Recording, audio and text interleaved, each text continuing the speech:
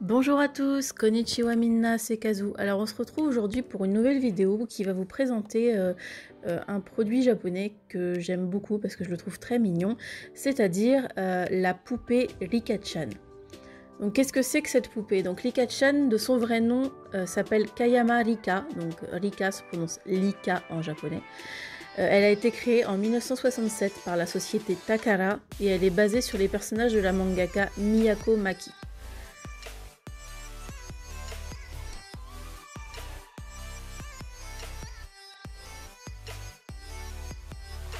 Donc il faut savoir que dans la culture nippone, l'innocence d'un enfant c'est une vertu.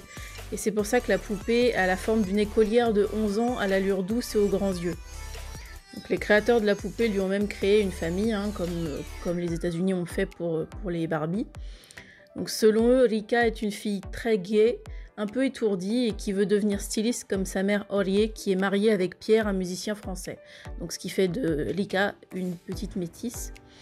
Elle a aussi des frères, des sœurs, des amis, donc tout ça sous forme de poupées qui ont étendu la gamme au fur et à mesure des années.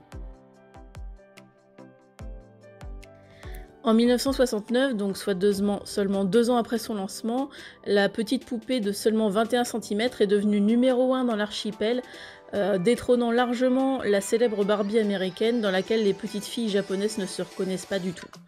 Donc Sato Yasuda, le fondateur de Takara, elle a fait une présentation de Rika-chan à la société Mattel justement pour la commercialiser aux États-Unis.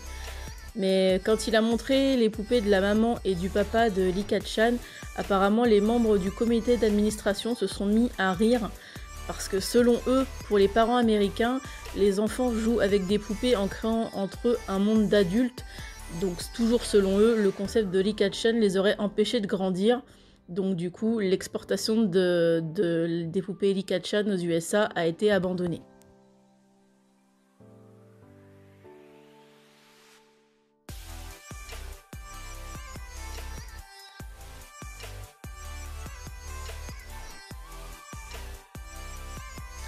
Donc ce jouet n'a jamais été commercialisé en France non plus, hein, comme pas plus aux États-Unis qu'en France.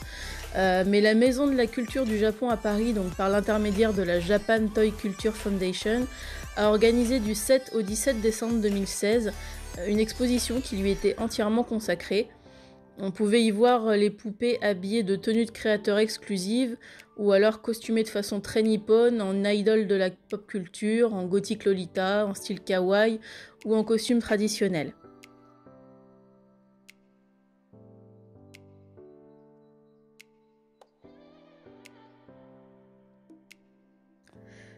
L'exposition montrait aussi 7 dessins qui étaient les œuvres d'étudiants du Bunka Fashion College à Tokyo, qui ont proposé leurs idées sur le thème « Le futur du kawaii » pour habiller Rika. Les dessins après ont été traduits en costumes, donc réels, qui ont été présentés aux visiteurs comme pour un défilé de mode.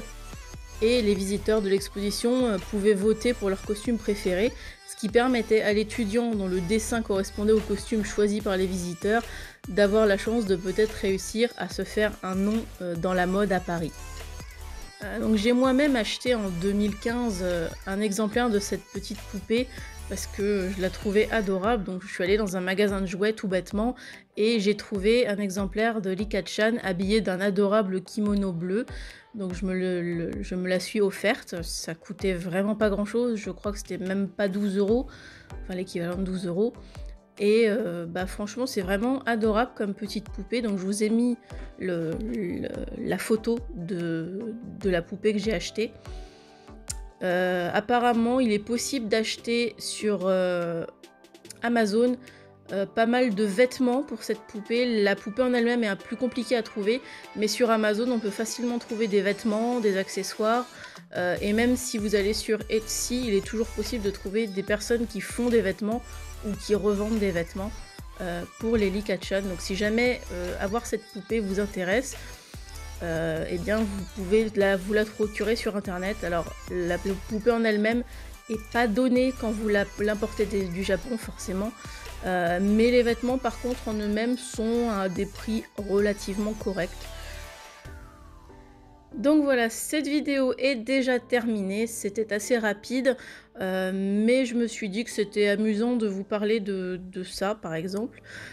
Donc bah, si cette vidéo vous a plu, pensez à la liker, à la partager, à la commenter. N'hésitez pas à vous abonner à la chaîne et à activer la cloche de notification pour ne pas louper les prochaines vidéos. Et moi je vous dis à la prochaine. Bye bye!